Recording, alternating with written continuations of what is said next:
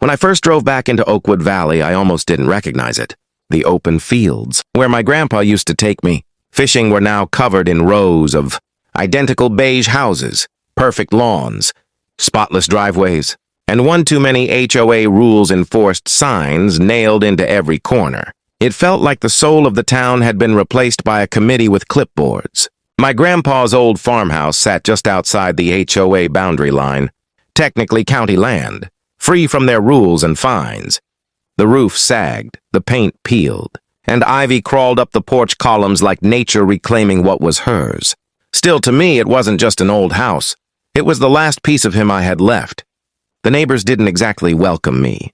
The moment I parked my pickup, a woman in khaki shorts and a visor strutted up with a clipboard. "Excuse me," she said, squinting at my license plate. "Are you planning to live here?" Her tone screamed authority, but she wasn't the law, just another HOA enforcer. "Yeah," I said flatly. "This was my grandpa's place. I'm fixing it up." She pursed her lips. "You should know. Your property faces our community. We have standards." I looked past her at the sea of identical homes. "Yeah, I can tell," I said, brushing past her and heading toward the house. That woman, Karen, as I'd later learn, wasn't done. Every day as I repaired the porch, painted the siding, and replaced the old barn doors, she'd show up, sometimes with a measuring tape, sometimes with her phone camera. She claimed my chickens were a health hazard, that my tractor was an eyesore, even though it was parked on my land. I ignored her. I kept working. The farmhouse slowly came back to life, the smell of fresh pine, new white paint, and blooming sunflowers by the fence made the place feel alive again. One Saturday morning, I woke up to the sound of sirens. 2 police cars parked at the edge of my property. I stepped outside, wiping paint off my hands, as Karen stood there, arms crossed, pretending to look concerned. "Sir, we got a report of illegal livestock and noise complaints," one officer said. Karen smirked. "We just want peace and order." I almost laughed.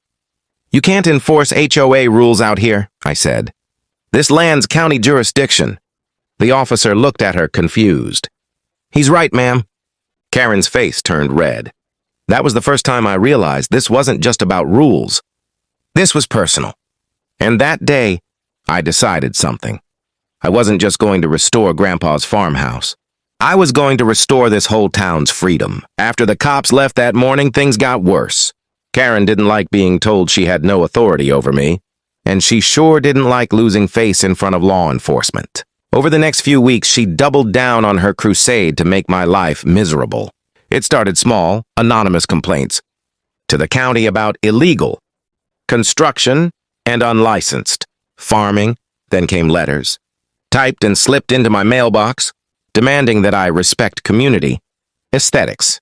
The letters had no return address, but I didn't need one to know whose perfume-scented paper it was. Still, I stayed focused on restoring Grandpa's farmhouse. Every nail, every brush stroke felt like reclaiming a piece of my childhood. I built a wraparound porch, repaired the windmill, and planted wildflowers along the fence line. Flowers Grandpa used to call the farm's smile. But one evening, as the sun dipped low behind the hills, I noticed something odd, fresh tire marks cutting across my front field. I followed them and found my chicken coop gate open, the wire fence ripped apart and my hens scattered. It wasn't raccoons. It was sabotage. The next morning, I marched straight into the HOA's community center. Their weekly meeting was in session, Karen at the front table, a dozen homeowners nodding obediently as she spoke. I didn't belong there, technically, but I walked in anyway. She froze mid-sentence when she saw me. "You're trespassing," she said sharply. I ignored her. "Someone vandalized my property last night," I said. "Since you've been obsessed with it, I figured I'd start here." Karen straightened her shoulders, feigning innocence.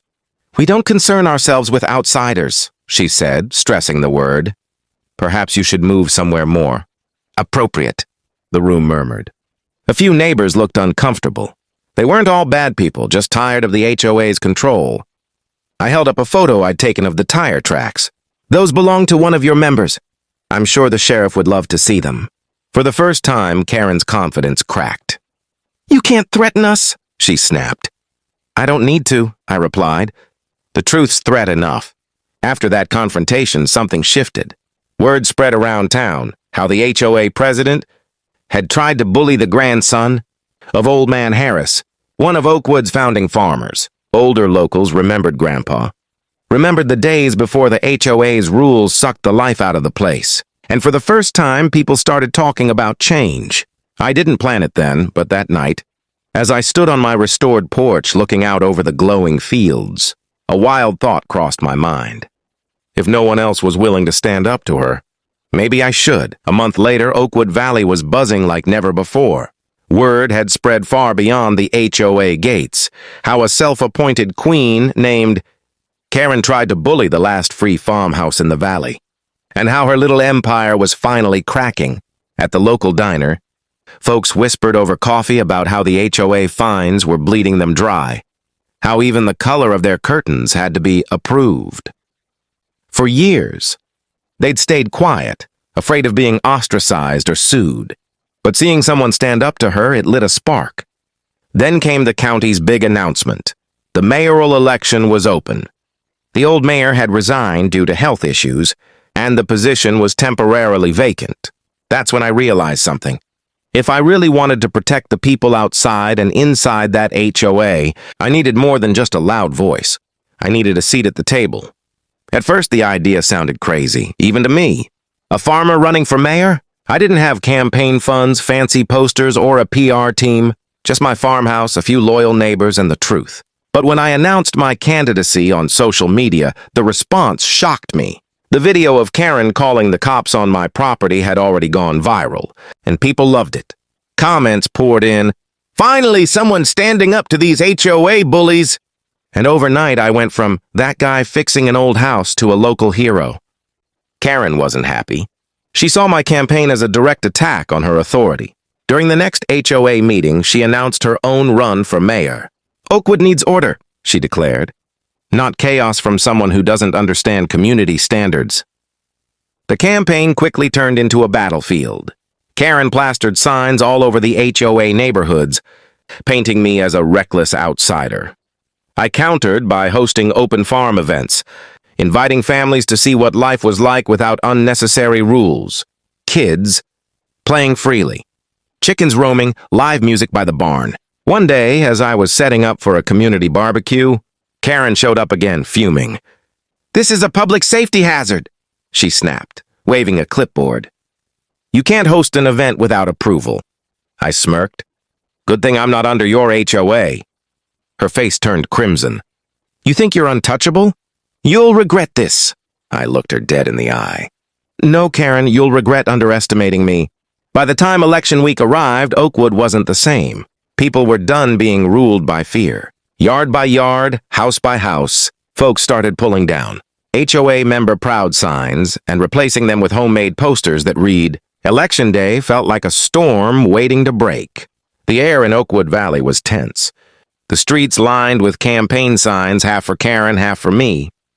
Her face smiled stiffly from glossy posters promising order and standards. Mine were hand-painted, sometimes crooked, but they meant something real. Freedom over fines. By morning, crowds gathered at the community center to vote. Karen arrived in a spotless white SUV, wearing her signature visor and a smile so tight it could crack glass. I showed up in my old pickup, boots dusty, hands calloused from work. Two worlds colliding in one small town. Inside, whispers followed us both. Some voters glared, others nodded in quiet support. For the first time, people weren't afraid to speak their minds. They'd seen what control looked like and what independence could feel like. When the votes were tallied that evening, the county clerk stood on the courthouse steps, microphone in hand. Karen stood beside me, her arms crossed, certain of victory. By a margin of 187 votes, the clerk paused, looking up from the papers. "Oakwood Valley's new mayor is Eli Harris." The crowd erupted. Cheers, whistles, laughter. It felt like the town had been holding its breath for years and finally exhaled. I turned toward Karen. Her face went pale, lips trembling, clipboard hanging limp in her hand. "This isn't over," she muttered, storming off as reporters swarmed around me. But it was over. Her reign of petty rules and power trips ended the moment the people stood up for themselves. As mayor, my first act was simple. I met with the HOA board. Most of them were tired of Karen's antics, ready for change. I introduced a motion to dissolve the HOA's private enforcement division and replace it with a community council run by residents, not rule enforcers. Karen tried to attend that meeting, shouting from the back, "You can't just erase the HOA." I looked at her calmly. "I'm not erasing it, Karen. I'm rebuilding it. Just like I rebuilt my grandfather's farmhouse. Stronger, fairer, and finally free." The motion passed unanimously. A month later, I stood on my farmhouse porch, now freshly painted and surrounded by life. The sun set over the valley, glinting off the new town sign. "Welcome to Oakwood Valley, a community, not a committee." Neighbors waved as they passed by, kids played in open fields, and for the first time in years, the town felt alive. I smiled, sipping coffee from Grandpa's old mug. The farmhouse was more than a home now, it was a symbol. Karen could call the cops all she wanted, but this time, I was the one signing their paychecks.